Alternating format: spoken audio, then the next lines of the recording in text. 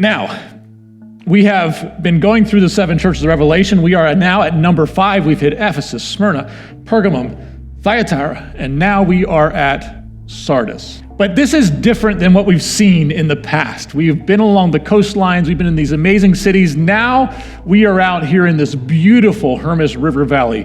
Shockingly beautiful. Out in the plains of the Hermes River, this is the gymnasium that is there. Gorgeous city gymnasium. Very, very small little town there today. It's exciting to pull in there because you'll have donkey carts and street sellers, and you feel like you're stepping back in time. Little different geological formations than we're used to. If you notice, this does not look like stone.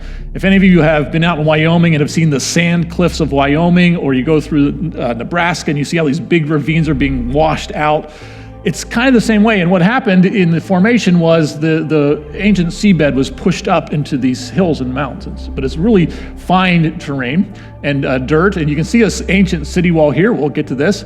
The city would have been on the other side and on this side. Beautiful pastoral site. We hiked this up with a family to the top of the Acropolis, and there's shepherds out here with their sheep.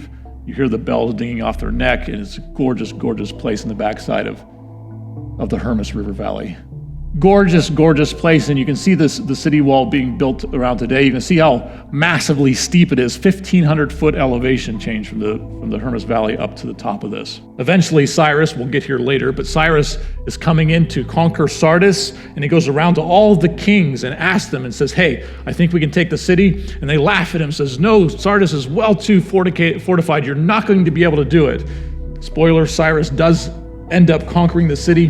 547 BC. Croesus is sitting up on top of the mountain. He's not worried that the enemy is at the gate. Cyrus the Great is showing up. If he'd have read the text, he'd have known what's going to happen, but he didn't. Cyrus the Great gets his soldiers and surrounds this massive city of Sardis. And they can't figure out how to conquer it. You have this massive 1,500-foot cliff face. There's no way in. So Herodotus, the ancient historian, records this story if you want to read about it. But he gives a stirring speech to all of his soldiers that he will give them a massive reward if they could ever figure out how to conquer the city. So one of the soldiers says, I'm not going to go over the city wall. I am going to go to the cliff and watch. So he goes to the hardest part of this cliff face and sits down there and watches. And up on top of the wall, there was soldiers walking. He's just observing them. And all through the day, it talks about he sits there and sits there and sits there. And as night is falling, one of the guys, and there's multiple different myths here that it's hard to know which one, he either leans over the wall or a gust of wind blew and his helmet fell off. And over the cliff it went, down the hill, halfway down the mountain. He's just watching. And as he watches, before long, halfway down the mountain, he sees a guy pop up, bend over, pick up his helmet, and disappeared. And he's like, oh. They wait to the darkness of night. He gets his group of guys together, and they sneak up the side. They find the path, and as Sardis sleeps, Cyrus the Great conquers the city. It says there was not a rattle of shield or a swing of a blade.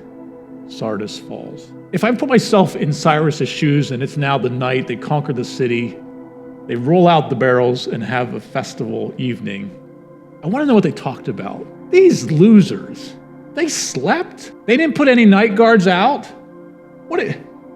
What king relies on fortification and doesn't at least put guards out in the middle of the night? We got to remember, don't make this mistake. Now we don't know. It goes on 332 years later. There's now another kingdom coming through the Hermes River Valley, and it's the Seleucids. Once again, the Seleucids surround Sardis.